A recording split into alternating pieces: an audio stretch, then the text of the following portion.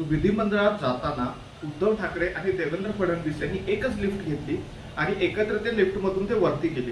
त्यांचा वरती जातानाचा व्हिडिओ खूप व्हायरल झाला। त्यामध्ये ते एकमेकांशी काहीतरी बोलताना देखील दिसले, हसताना देखील ते दिसले। त्यामुळे याच्यातून लोकांनी खूप अर्थ काढले। त्यांनी असं यातून एक तर्क लावला की परत एकदा उद्धव सेना आणि फडणवीस एकत्र येऊ शकतात, परत एकदा भाजप सेनेची युती बघायला मिळू शकते आणि यामध्ये मग अजितदादांचं काय होईल किंवा एकनाथ शिंदेंचं काय होईल, अशा वेगळ्या तर्कांना लोकांनी वाव दिला, त्याच्याबद्दल चर्चा केली।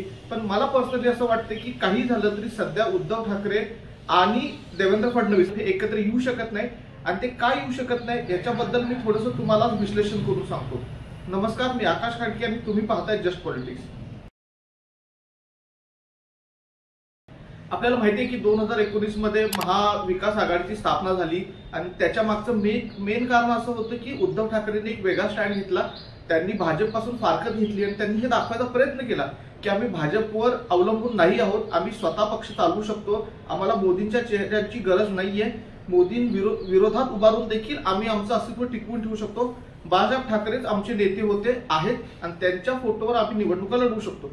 त्यानंतर फाटाफुटी झाल्या, पक्ष फुटले आणि उद्धव ठाकरेंचं हे जे नॅरेटिव्ह होतं ते अजून स्ट्रॉंग होत गेलं।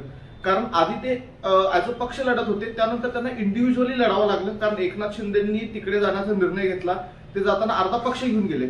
त्यामुळे मागच्या 3-4 वर्षात जे उद्धव ठाकरेंचे एक मॅच्युअर पॉलिटिशियन म्हणून जो उदय झालेला आहे राजकीय क्षितिजावर, त्याचं मेन कारण की ते भाजपच्या विरोधात उभे आहेत।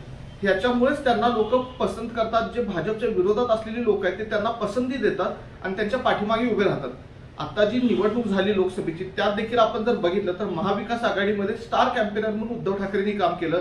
ते लोकांपर्यंत जाऊन त्यांना हे पटवून देत होते की मी भाजपच्या विरोधात उभा आहे आणि तुम्ही जर भाजपला विरोध करत असाल तर तुम्ही माझ्या बरोबर उभे राहा, आपण मिळून भाजपला हरवू। आणि याचा फायदा तिन्ही पक्षांना झाला, म्हणजे शिवसेनेला तर झालाच, त्याबरोबर शरद पवारांना देखील झाला आणि काँग्रेसला देखील झाला, हे नाकारता येत नाही। याच्या उलट आपण जे दुसरी साईड बघतो भाजपची, तिथेही असं लक्षात येतं की सध्या उद्धव ठाकरेंना बरोबर घेणं म्हणजे स्वतःचं डिफीट ऍक्सेप्ट करणं असं देखील होईल। कारण उद्धव ठाकरेंना बाजूला ठेवण्यासाठी भाजपनं सगळे प्रयत्न केले।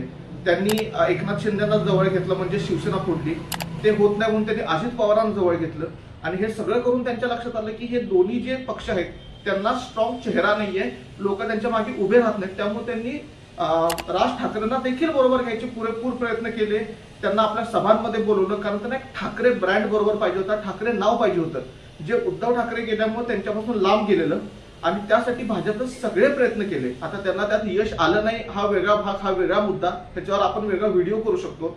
पण आता जर त्यांनी परत एकदा उद्धव ठाकरेंना अप्रोच केलं किंवा उद्धव ठाकरेंना बरोबर घेतलं तर त्यातून एक क्लिअर मेसेज जाईल की भाजपनं आपली हार ऍक्सेप्ट केली। त्यांना हे कळालं की मागच्या 2-3 वर्षात आपण ज्या स्ट्रॅटेजीज वापरल्या त्या सगळ्या फेल गेल्या आणि आपल्याला ठाकरेंशिवाय पर्याय नाही आणि त्याच्यामुळे ठाकरेंची जी पॉलिटिकल व्हॅल्यू आहे ती वाढेल। आणि मला नाही वाटत की भाजप असं काही करेल ज्याच्यामुळे ठाकरेंना डायरेक्ट फायदा होईल, कारण विधानसभा निवडणूक तोंडावर आहेत आणि ठाकरे जर त्यांच्यावर गेले तर कदाचित महायुतीचं परत सरकार येईल। याही महायुती म्हणजे फक्त ठाकरे आणि बीजेपी असेल, पण त्याचा फ्युचरमध्ये भविष्यात ठाकरेंना इंडिव्हिज्युअली ग्रो करायला खूप मदत मिळेल आणि असं भाजपला पाहिजे असेल असं मला तरी पर्सनली अजिबात वाटत नाही। तुम्हाला याच्याबद्दल काय वाटतं हे आम्हाला नक्की सांगा। आमच्या व्हिडिओजला लाईक करा, शेअर करा, चॅनलला सबस्क्राईब करा आणि आम्हाला भरपूर लोकांपर्यंत पोहोचायला मदत करा। धन्यवाद।